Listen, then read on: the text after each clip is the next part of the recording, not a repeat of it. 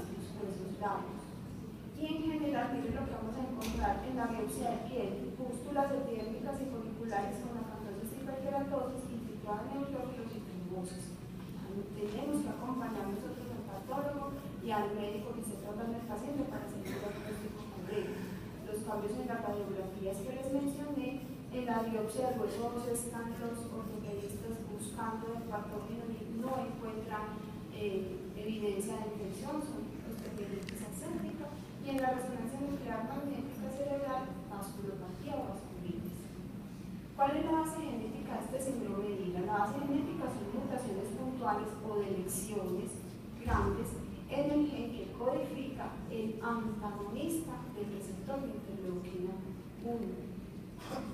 Este es el nombre del gen y está en el cromosoma 2. La deficiencia de ese antagonista del receptor de interleuquina 1 lleva a mayor actividad de la interleuquina 1 alfa y de la interleuquina 1 beta. Y no solamente este síndrome se relaciona con la deficiencia de este antagonista, se relaciona con el síndrome de Dillon, sino con otras enfermedades.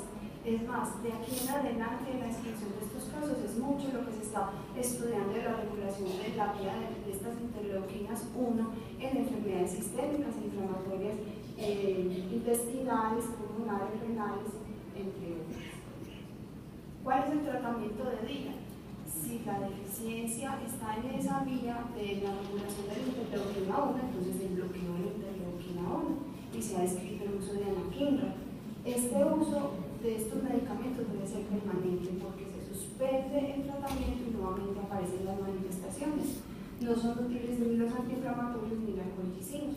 Y miremos en este caso de la literatura que les mostré cómo tenían las lesiones iniciales en los huesos largos y cómo tras el tratamiento con anakinra han mejorado las lesiones en piel y las lesiones óseas.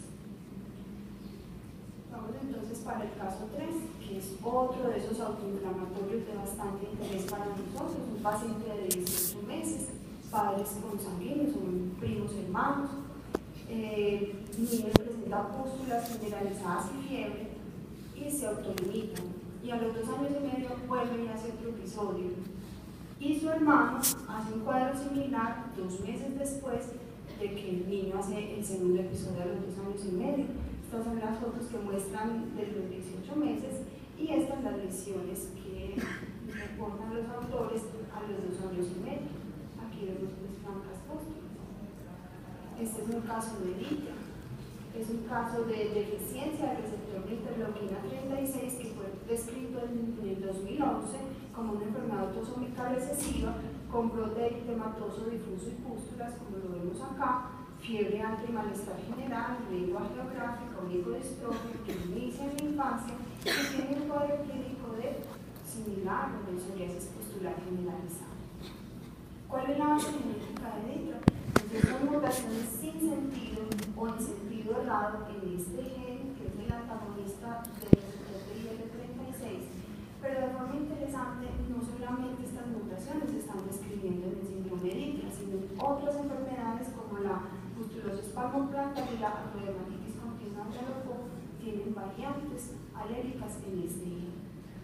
¿Cuál es entonces la base inmunopatogénica? Este antagonista del receptor de interleuquina 36 fue descubierto en 1985.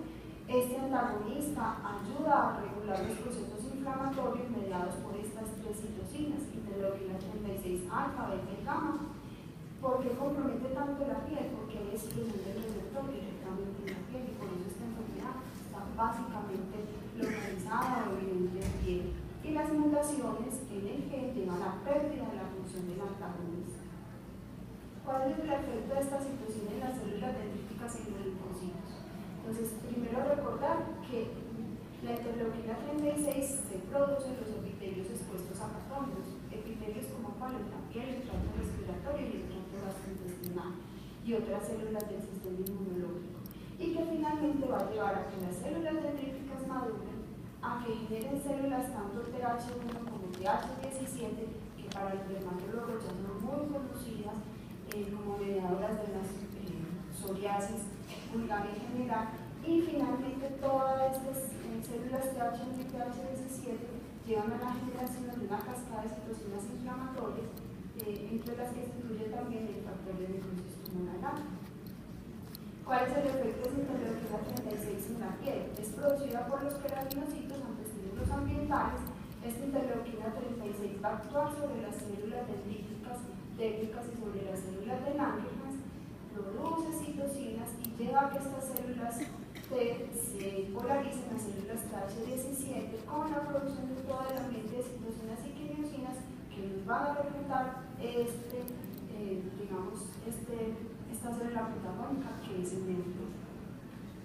¿Qué enfermedades deberíamos entonces considerar en el diagnóstico diferencial del DICTA? Primero, la psoriasis pustular generalizada.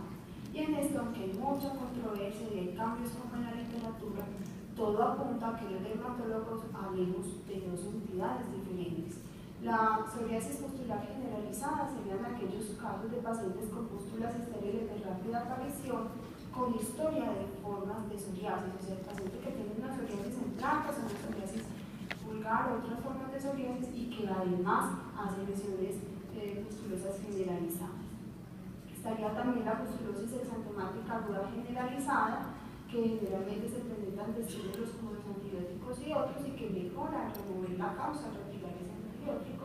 Y el síndrome de Ditra, que serían las pústulas estériles, cuya base molecular son estas mutaciones en el antagonista del receptor de interleuquina 36 y que a la fecha no sabemos cuál sería el estímulo disparador de esas lesiones. Entonces aquí tendríamos un Ditra, solamente lesiones pustulares, y la psoriasis pustulosa generalizada, donde también tenemos en el mismo paciente lesiones de psoriasis en placas. ¿Cuál es el tratamiento? Este es uno de los casos entonces en que describen las lesiones de las pústulas plantares en este bebecito antes de la maquinga, las lesiones generalizadas antes de esta agonista recombinante, que sería la maquinga, la agonista recombinante del antagonista del receptor de interleuquina 1, como el paciente luego de un mes de tratamiento luce mucho mejor. Otros tratamientos descritos en la literatura, ciclotin, ciclosporina, anti-TNF-alfa, metronidazol, y este caso en específico con aferesis de granulocitos.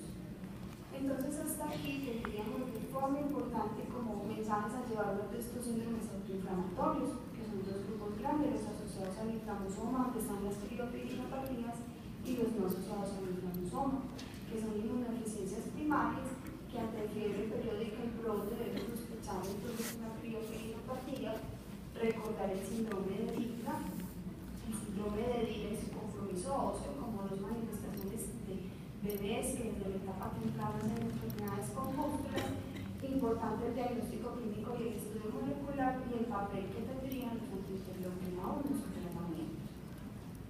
La segunda parte, de forma muy breve, es que al principio de la conferencia nos dirigimos pensados siempre en las inmunodeficiencias primarias como enfermedades asociadas a infección recurrente anormal, pero los autoinflamatorios son una muestra de que no hay infección recurrente anormal.